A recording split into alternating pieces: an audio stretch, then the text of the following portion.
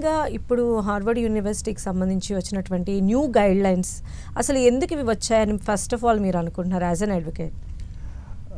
As an advocate చెప్పాలంటే అమ్మా, it's a homeland security issues అని చెప్పేసి క్లియర్గా ఎస్టాబ్లిష్ అవుతుందమ్మా. అంటే ఏ కంట్రీ అయినా సరే తన యొక్క కంట్రీ యొక్క హయ్యర్ అఫీషియల్స్ని లైక్ డిప్లొమాట్స్ని కానీ అండ్ అక్కడ ఉండే అంబసీస్ని కానీ ప్రొటెక్ట్ చేయాలి అనుకున్నప్పుడు కొన్ని స్ట్రాంగ్ డెసిషన్స్ అయితే తీసుకుంటారు. నిన్న జరిగినటువంటి ఈ ఇజ్రాయెల్ అంబసీలో ఉండేటువంటి 2 ఎంప్లాయీస్ని షూట్ చేసి చంపేయటం అనేది అమెరికా చాలా సీరియస్గా తీసుకుంది. ఎందుకంటే America and Israel are friendly countries. వాళ్ళిద్దరికీ ఈవెన్ ఇక్కడ పాలస్తీనా మీద జరుగుతున్నటువంటి స్టెప్స్, ఇజ్రాయెల్ తీసుకునే స్టెప్స్ అన్నిటికీ కూడా అక్కడ ట్రంప్ ఫస్ట్ నుంచి సపోర్ట్ చేస్తున్నాడు. అంతేకాకుండా అక్కడ ఉండేటువంటి జ్యూస్కి ఇన్ఫ్లుయెన్స్ కొంచెం గవర్నమెంట్లో ఉంటుంది. ఏ గవర్నమెంట్ అయినా, అమెరికన్ గవర్నమెంట్లో అది ఎవరికైనా జ్యూస్ మీద కొంచెం, జ్యూస్ యొక్క క్రిస్టియన్లో ఉండే జ్యూస్ తెగకి కొంచెం ఇన్ఫ్లుయెన్స్ ఉంటుంది. ఇజ్రాయెల్ అందుకని ఎవరు వచ్చినా సరే ఈ అమెరికా నుంచి వచ్చేటువంటి ప్రెసిడెంట్స్ ఎవరు ఇన్ఎవిటబుల్ ఆఫ్ ద పార్టీస్ వాళ్ళు సపోర్ట్ ఇస్తూ ఉంటారు. ట్రంప్ అయితే కొంచెం ఓపెన్గానే సపోర్ట్ ఇచ్చాడు. పాలస్తీనా మీద జరిగినటువంటి వాళ్ళు తీసుకునేటువంటి స్ట్రైక్స్ కానీ, వాళ్ళు తీసుకునే వార్ డిసిషన్ కానీ, ఇప్పుడు అక్కడ జరుగుతున్నటువంటి చిన్న చిన్న ఇన్సిడెంట్స్ ఏదైతే ప్రధానికి కూడా ట్రంప్ ఎక్కువగా రియాక్ట్ అయ్యాడు. సీయింగ్ దిస్, అక్కడ ఫస్ట్ నుంచి ట్రంప్ వచ్చిన దగ్గర నుంచి అక్కడ ఉండేటువంటి ఈ పాలస్తీనా సపోర్ట్ ఉండేటువంటి కంట్రీస్ అన్నీ కూడా అండ్ స్టూడెంట్స్ అందరూ కూడా కొంచెం యాసిలేషన్ చేస్తున్నారు ఫస్ట్ నుంచి. And this is not a first step.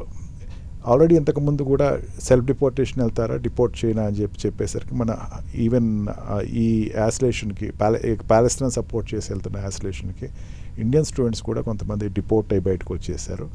And కొంతమంది డైరెక్ట్గా డిపోర్టేషన్ ఇచ్చారు, they are left the country.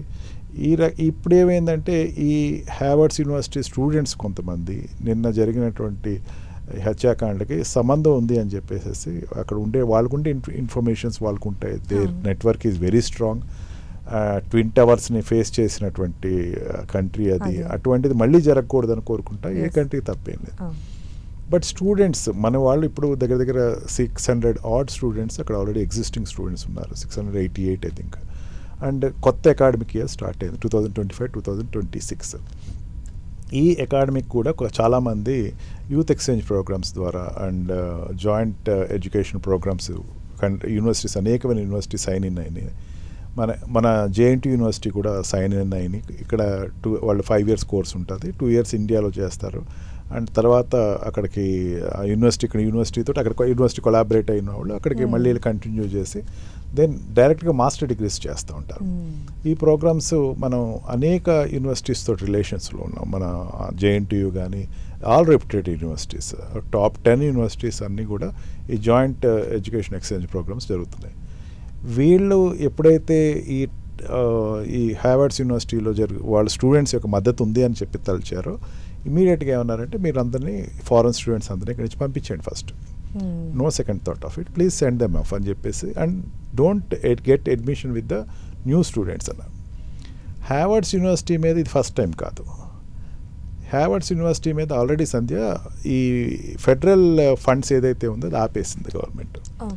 ఇంకా ఫెడరల్ ఫండ్స్ ఇవ్వము, మీరు ఓన్గా అటానమస్గా రన్ చేసుకోండి అని చెప్పింది. ఎందుకంటే ఫెడరల్ ఫండ్స్ అనేది what we call this scholarships కానీ అండ్ ఈ గవర్నమెంట్ సపోర్టెడ్ ప్రోగ్రామ్స్ చాలా ఉంటాయి, అవన్నీ ఆపేసేసి మేము ఇవ్వని చెప్పింది.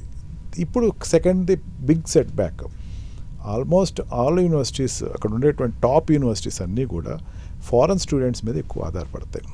వాళ్ళ నమ్మకం ఏంటంటే Harvard university got good link with the communist countries like China and Russia.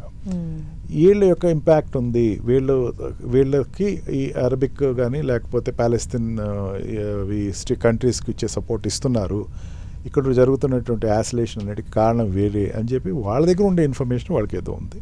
For that they has please leave the country immediately. దానికి ఆల్రెడీ ఎగ్జిస్టింగ్ స్టూడెంట్స్ ఇప్పుడు కొత్తగా 2025-26 కొత్తగా అడ్మిషన్ మొదలు పెట్టాం. Already existing student that what నాకున్న information అయితే 688 students Indians ఉన్నారు.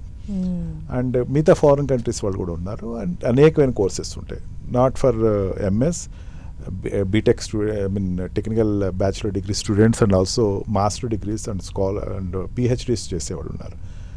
వాళ్ళందరూ కూడా వెళ్ళిపోమంటే ఇప్పుడు ఆల్టర్నేటివ్గా ఇంకో యూనివర్సిటీ ఎత్తుక్కోవాలి వాళ్ళు. సేమ్ సబ్జెక్ట్స్ ఉండాలి అక్కడ. అండ్ ఆల్సో అక్కడ ఉండే మెంటర్స్ చూసుకోవాలా, ఇవన్నీ చాలా పెద్ద ప్రాబ్లం ఉంది.